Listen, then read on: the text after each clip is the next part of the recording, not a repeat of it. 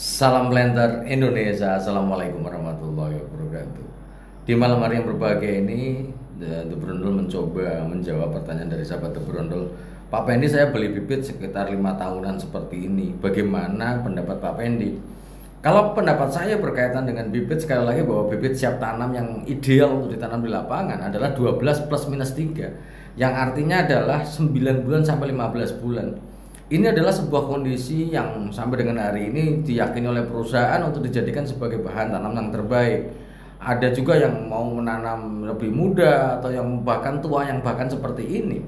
Ketika sahabat Brondol menggunakan bahan tanam yang tua seperti ini, ya bisa saja, nggak ada masalah. Secara prinsip masih bisa tumbuh, berkembang, ya bisa saja. Akan tetapi salah satu faktor kelemahan ketika kita menggunakan bibit tua seperti ini, yang pertama adalah biaya tanamnya agak berat. Biaya tanamnya agak berat itu artinya agak mahal, karena bahwa ini bebannya cukup besar. Yang rata-rata bisa misalnya 20 kilo, ini bisa lebih daripada 20 kilo. Yang kedua, kalau dia tua seperti ini, maka kemungkinan besar dia akan mengalami stagnasi yang cukup panjang. Sahabat Brondol semuanya, stagnasi pada tanaman kelapa sawit dengan menggunakan bibit yang terlalu tua, resikonya cukup besar. Sebagai contoh, yang harusnya kita menanam 9 bulan atau 15 sampai dengan 15 bulan tanpa ada stagnasi, maka perkembangan kelapanya juga akan sangat baik sekali.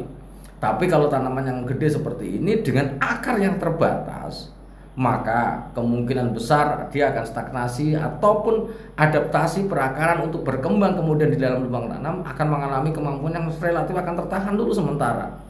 Karena bahwa perkembangan akar yang digunakan untuk tanaman ini yang tua adalah ini habis bekas cabutan, yang mana akar serabutnya sangat banyak sudah hilang. Ketika ini digunakan, maka butuh waktu yang cukup panjang. Stagnasi pada umumnya bisa sampai 6 bulan, bahkan lebih daripada 6 bulan. Salah satu contoh bahwa stagnasi sampai dengan 1 tahun akan terjadi nggak Pak? Bisa sangat terjadi, sangat mungkin terjadi.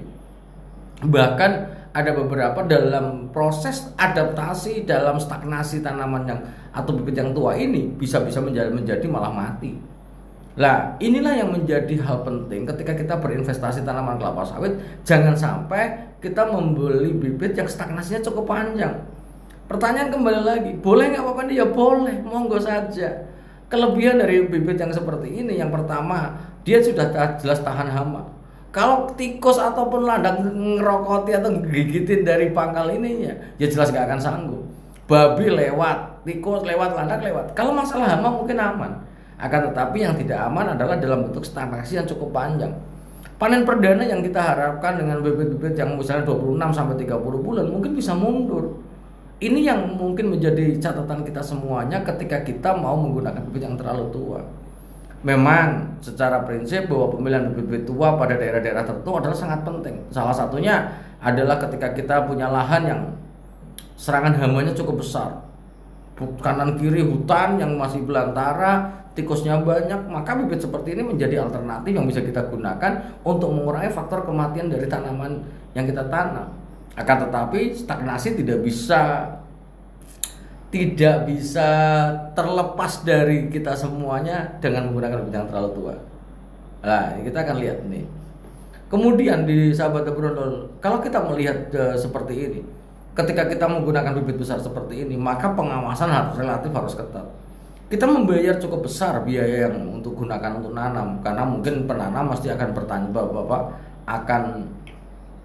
akan berpikir, wah berat ya. Kalau standar pasti biayanya cukup mahal, betul. Akan tetapi kita harus mengawasinya. Bibit yang besar seperti ini bukan berarti bisa terlepas bebas dibanting-banting polybagnya, tidak. Karena bahwa ketika dia bibit besar seperti ini justru harus benar-benar mempertahankan perakaran yang masih tersisa di dalam polybagnya. Jika tidak, dia berantakan. Apalagi beberapa kasus kita nanam sawit kok 1 minggu mati atau mati. Kenapa? Karena bahwa bonggol alias bekas polybagnya ini banyak yang pecah. Akar serabut akar ketika dia ada ada tanahnya dan tanahnya pecah, maka akar akan harus beradaptasi lebih kuat atau energi yang dibutuhkan lebih banyak. Lah ini sangat tidak selaras dengan konsep dasar penanaman kelapa sawit. Nah, kemarin juga ada yang nanya, Bapak ini kalau seandainya muda 6 bulan boleh silahkan saja. Akan tetapi kita akan mengalami kehilangan kehilangan momentum untuk seleksi yang upgrade genetik dalam bentuk juvenil. Pembentukan bibit yang dia siap tanam dengan harta 9 bulan, maka sudah melewati beberapa fase seleksi yang bibit mengalami penyimpangan genetik, khususnya juvenil yang munculnya adalah terakhir. Juvenil ataupun pelepah yang tidak mau mengembang, kalau pada tanaman 5 bulan yang nggak akan kelihatan, tidak akan kelihatan. Apakah dia pecah sedikit sudah tandanya? Tidak. Maka biarkanlah pelepah mekar sempurna, baru kita bisa berkesimpulan apakah tanaman ini mengalami juvenil atau tidak. Jika memang ditanam terlalu muda, resikonya itu tua tadi. Sehingga sahabat Brondol, maka kita gunakan bibit kelapa sawit yang umurnya adalah 9 bulan sampai 15 bulan. Catatan Brondol di dalam penanaman kelapa sawit yang terlalu tua seperti ini, selain tadi saya sampaikan biaya cukup besar, mungkin juga stagnasi cukup besar, yang paling penting adalah sistem pangkasnya.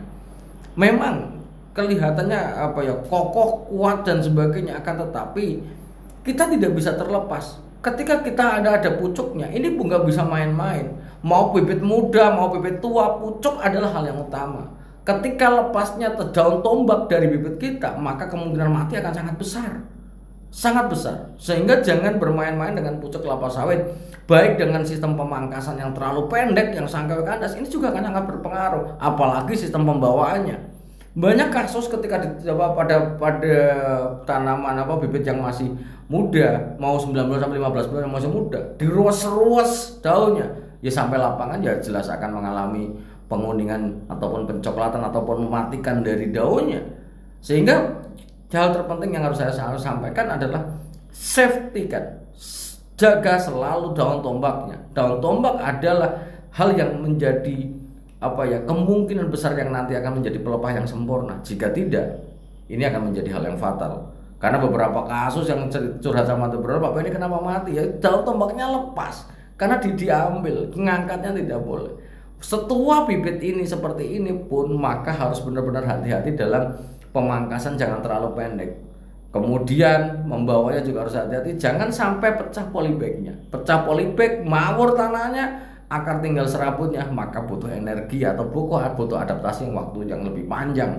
Maka itulah yang dapat saya sampaikan di dalam bibit yang terlalu tua. Kalau bibit terlalu tua, pahami apa yang saya sampaikan. Sekali lagi, The Brondol bukan yang paling pintar, hanya memberikan sebuah rambu-rambu supaya penanamannya menjadi investasi tanaman kelapa sawit terbaik kita. Jika tidak, ya mungkin akan mundur, mungkin akan rugi, mungkin akan banyak biayanya.